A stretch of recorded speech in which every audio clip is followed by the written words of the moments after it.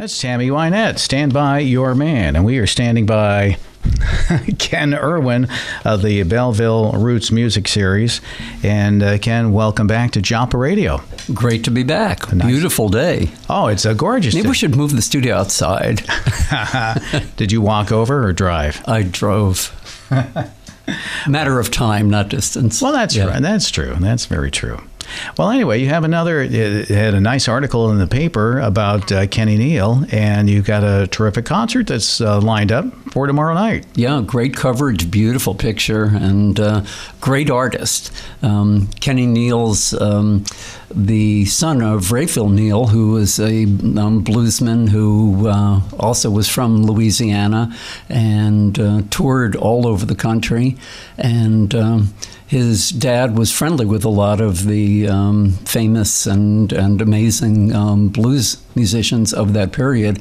And so Kenny grew up with blues people hanging around the house, and just a great way to grow up. He was given his first harmonica, one of the instruments that Kenny plays, by the legendary Slim Harpo when he was 3 years old, reportedly to shut him up. But I think it backfired and developed into a great harmonica player. How about that? Well, yeah, it's always great to see the variety of music that you bring in for the Belleville Roots Music Series. And we haven't had a full blues group for a couple of years now. I think the last one was the Holmes Brothers. We've had Ruthie Foster in solo and as a duo, but this is only the second real full blues band we've had. Okay. And one of the things you like to do is we like to play a couple of selections. So we have a song that's lined up from Kenny Neal. And do you know if he's going to be playing this one tomorrow night?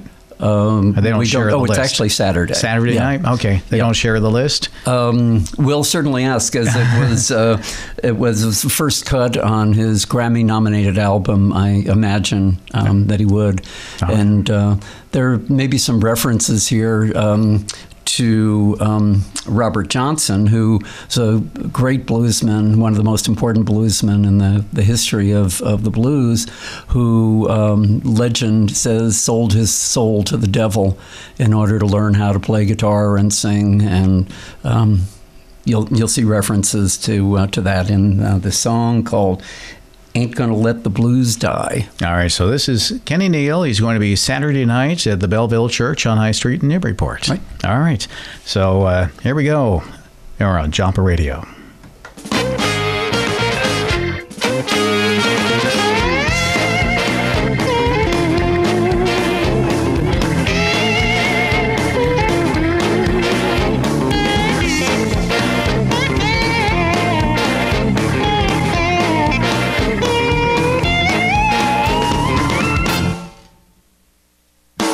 Something told me, keep the blues alive. I heard something told me, don't let the blues die.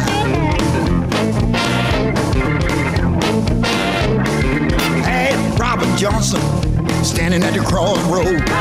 We had the devil trying to buy his soul. A big price to pay to play the blues today. I see that I ain't gonna let the blues die. We had Muddy Water with the mojo hand.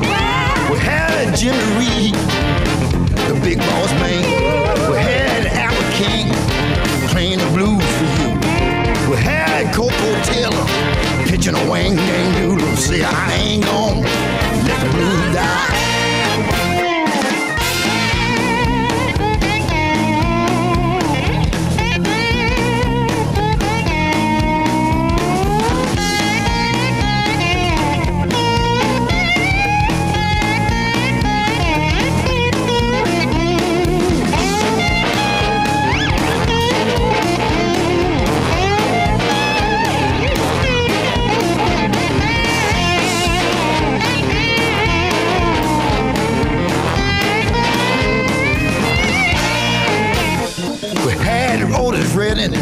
Sitting at the dock of the bay. Yeah. We had Ray Charles, tell me what I say. We had Freddie King playing the hideaway. We had howling wolf, howling his blues away. I said I ain't gonna let the blues die.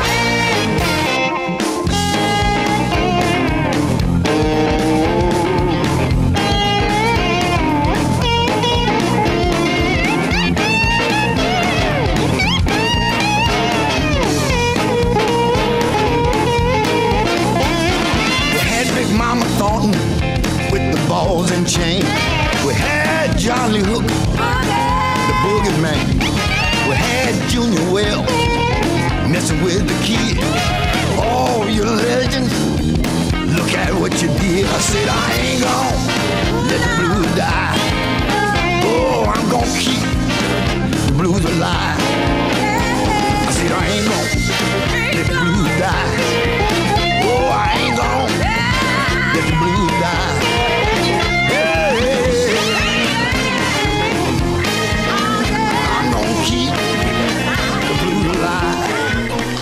So that's Kenny Neal. He's going to be at the Belleville Church, and that's quite a band that he has there, isn't it? Great band, includes two of his brothers, and he just wails on the guitar. Just a rare three triple threat. Is a really emotive singer, great guitar player, and great harmonica player. Now, did he write that song? He did. Okay. Because that kind of reminded me about some of the country songs. It seems like some of the country songs, they very liberally mention other country artists. And he's talking about a lot of the blues singers there. Blues and soul, yeah. Yeah.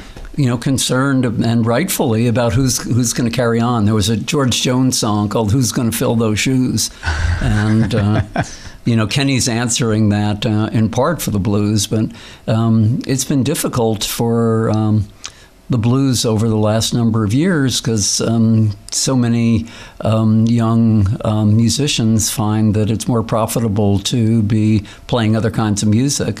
And so you see a lot going into dance music and not that many that are continuing on the tradition of the blues. So we're really fortunate to have Kenny, one of the real deal bluesmen, coming up here. So that's Kenny Neal. He'll be at the Belleville Church, part of the Belleville Roots Music Series, Saturday night. And you got a couple of good sponsors for the series. Yeah, the Institute for Savings is a sponsor for this show, and they've been very supportive over the years. And tickets, you can get tickets over at the Belleville office as well as the thrift shop and Dino Records and brownpapertickets.com. So, online, yeah. Online. So that's good stuff. Now, I heard horns. I heard all types of stuff in there. What type of band is he bringing? Do you know? It's a six-piece band, so I'm not sure. I think he's very happy with the results of the horns, so I think he'll have horns, but I'm not certain. On this next cut, we're going to play Bloodline, which was the title of the Grammy-nominated album. This one will feature some of his harmonica playing. All right, so this is Kenny Neal. He'll be at the Belleville Church Saturday night in Newburyport.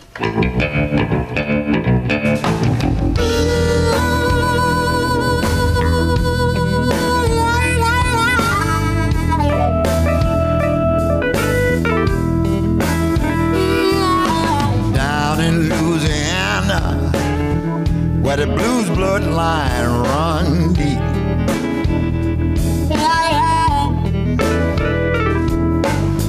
Grandpa was a preacher. The apple don't fall far from the tree.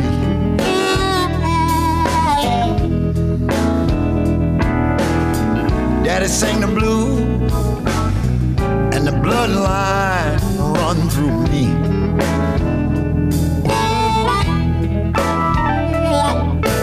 Grandpa died, Daddy gone. Now I'm here to carry on the line.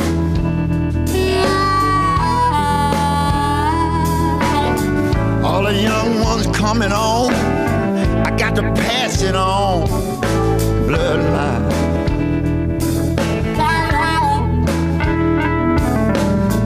Blues bloodline run deep.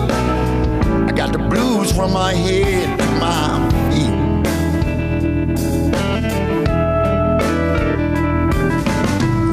Mom put me on the morning bench. I had to jump up and begin to sing. Glory, hallelujah.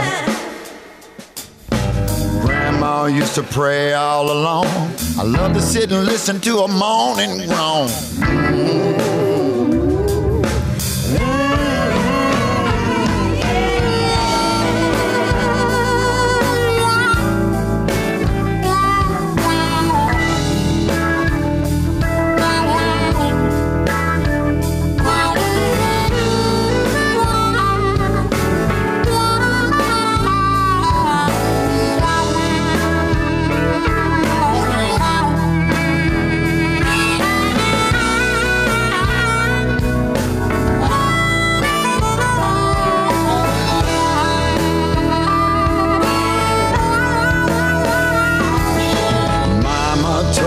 Story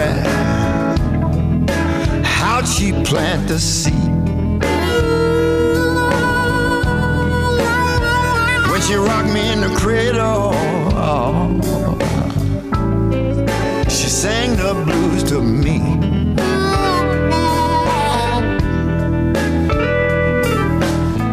Roots run deep, the apple don't fall far from the tree.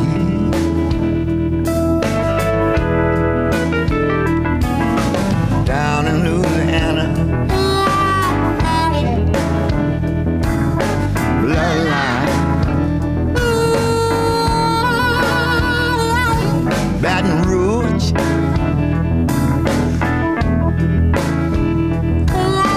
bloodline, Irwinville,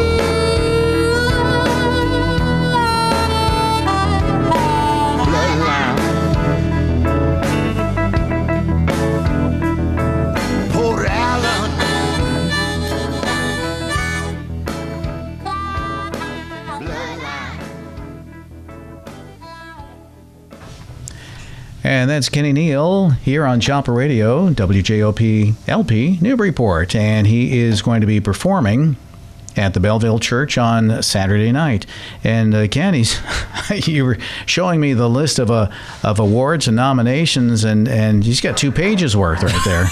It is pretty amazing. Mentioned the this year's Grammy nomination for Best Contemporary Blues Album, and won the Blues Music Award for Contemporary Blues Male Artist this year, Contemporary Blues Album, and the awards go way back to Grammy nomination in 1993, but other ones, the Baton Rouge Blues Foundation, Blues Honoree, Music Ambassador Award, inducted into Louisiana Music Hall of Fame, Critics Poll Living Blues, which is the main blues magazine, Best Contemporary Blues Album of the Year, Monterey Bay Blues Artist of the Year. It just goes on and on and on. Just, you know, we're really lucky to get him here. Yeah. How did you come about to finding him to come here? Well, we'd known about him for a long time, but we hadn't had a blues band up here for a while, and we were actually talking to an agent about another act. Actually, we were asking about Kenny first, and didn't look like it was going to work, and then he started pitching another act, and we sort of held our ground, and they were able to get another couple of bookings on the way up. So. I can see you having a Belleville Roots Music Series Hall of Fame, too. Yeah, that would be fun. We do have, we had a poster a number of years ago with all of the acts who had, almost all the acts who had been up here for the first 5 years, and it was pretty impressive. Yeah. So it's as you said, a real diversity. Yeah. So it's only gone 5 years? No, I think we've gone 6 now, and starting to get into the 7th. Yeah. How about that? All right. We have one more Kenny Neal cut that you wanted to play for us. Yeah, this is different. The first 2 were songs that Kenny wrote, and this is a cover, and it's an old Willie Nelson song that hopefully many people have heard, one called Funny How Time Slips Away. Okay, so Kenny Neal, and this is Joppa Radio 96.3 FM. and we are in Newburyport. Well, hello there.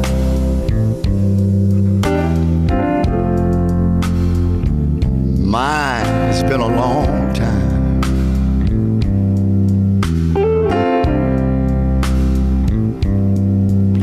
How am I doing?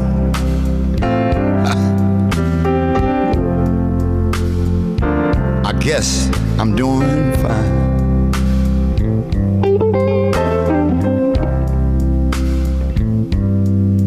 It's been so long,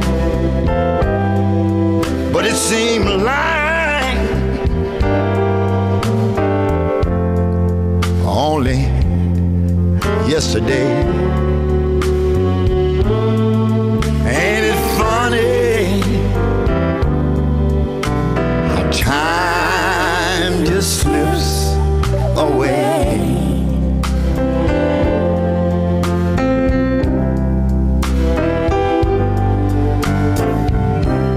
How's your new love? I hope he's doing fine.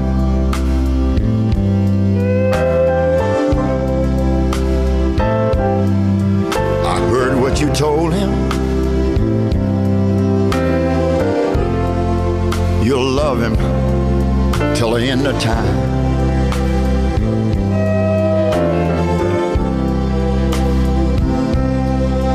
That's the same thing that you told me. It seemed like just the other day. Ain't it funny how time just slips away?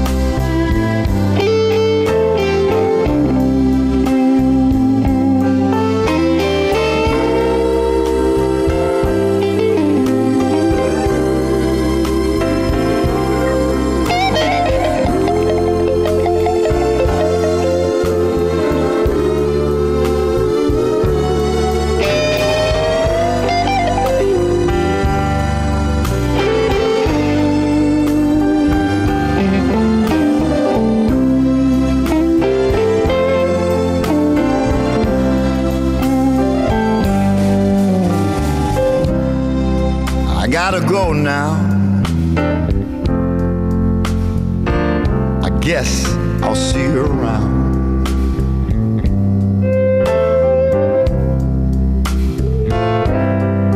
Don't know when.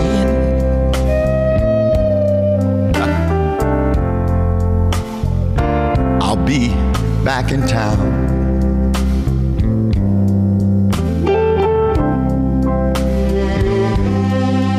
Just remember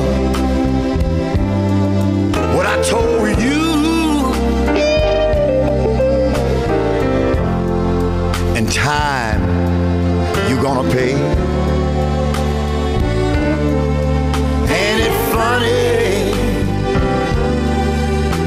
how time just slips away?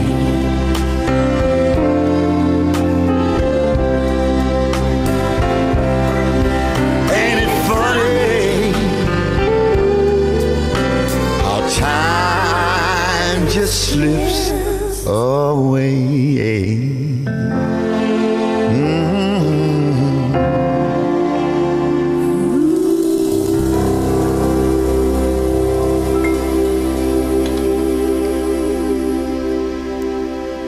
This is going to be a fantastic event Saturday night, isn't it? This guy is great, and there's so much more we could play, but we wanted to try to get a feel, sort of a little buffet of Kenny Neal, the sort of up-tempo, funky blues, then the real swamp blues with a harmonica, and then, I don't know what you call that, blues country. Don't want to call it country blues because that is a different feel, but you get a good song and a good singer, and, it can cross genres.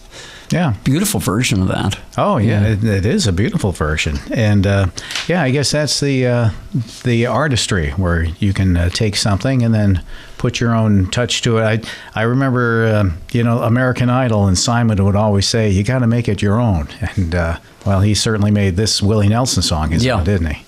Yeah. Just beautiful. All right, so tickets for Kenny Neal on Saturday night at the Belleville Church in Newburyport are available at the Belleville office and the Belleville Thrift Shop, also Dino Records, and online at brownpapertickets.com, right?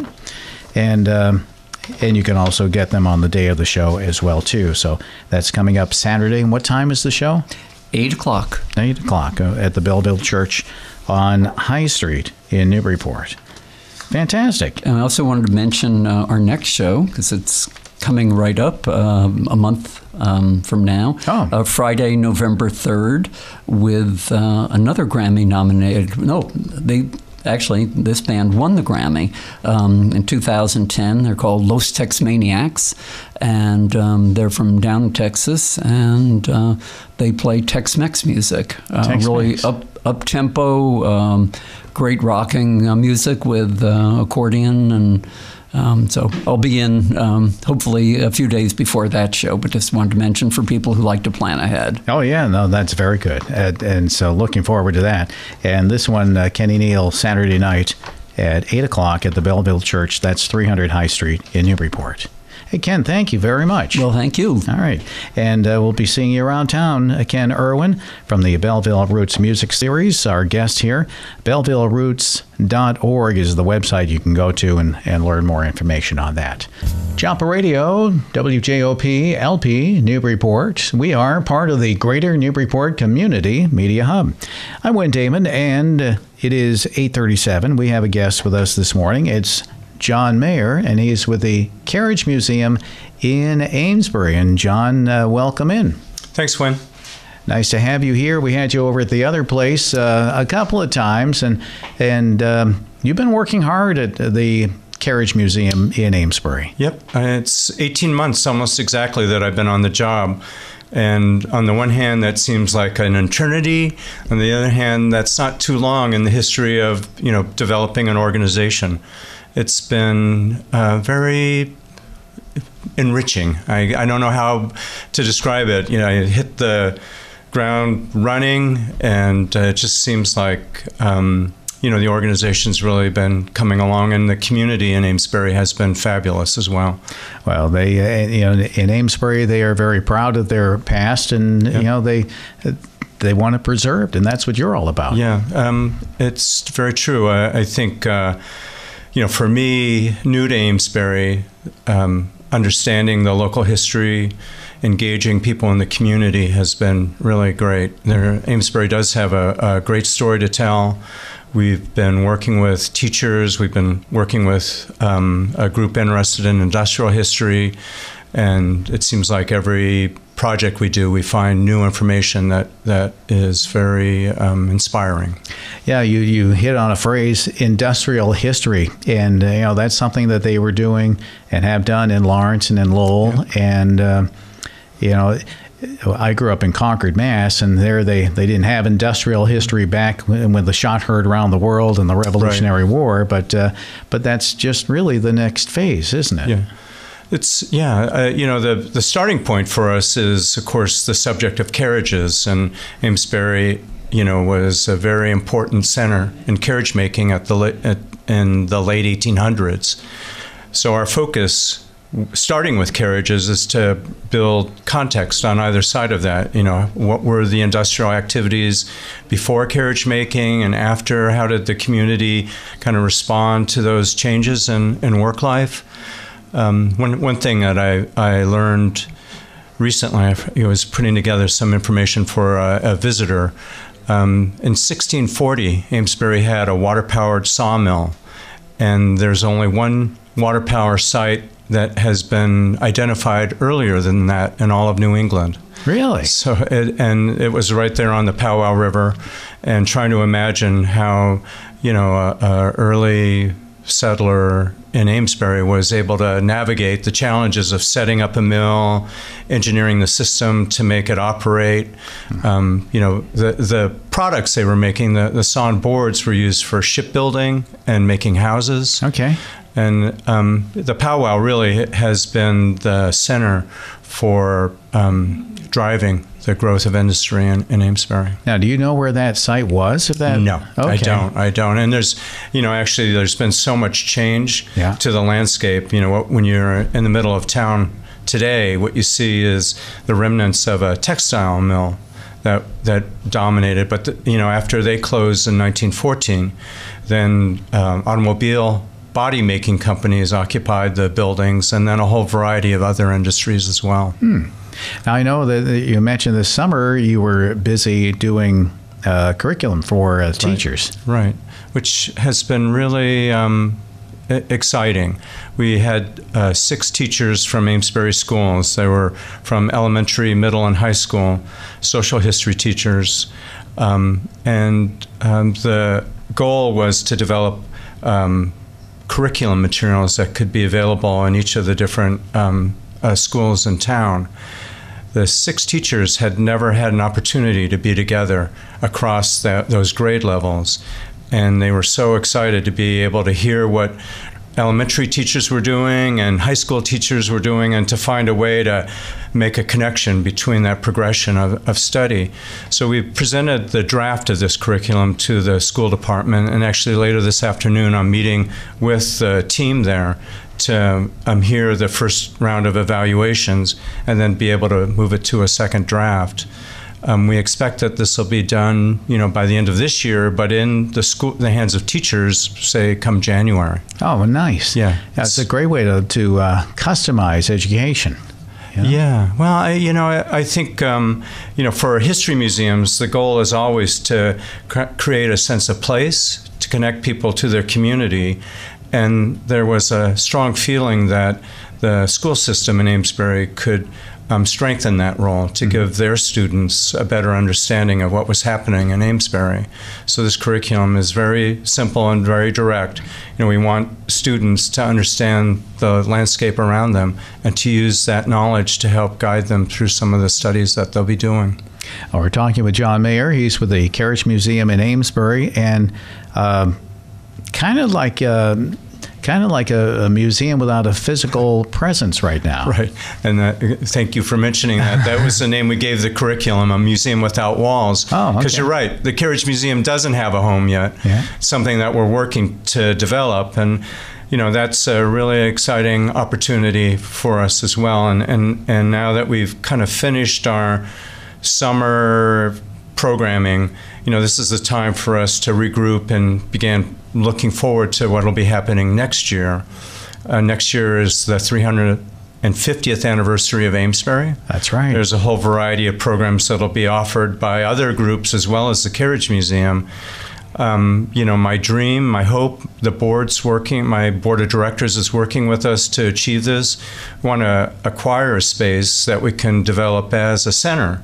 And from that space, we can offer our programs and welcome the different groups who've been working with us on studying industrial history and other things in Amesbury. Yeah, the Carriage Museum is more than just carriages, isn't it? Definitely, definitely that. And, it's the story of a community, I think. And in the work I've done in museums, finding ways to involve the community and exploring their history and enabling people to take the lead with that is really what we're about. It isn't, us trying to build an empire or anything like that. We want the community to be around us and inspired by the history that we have to share.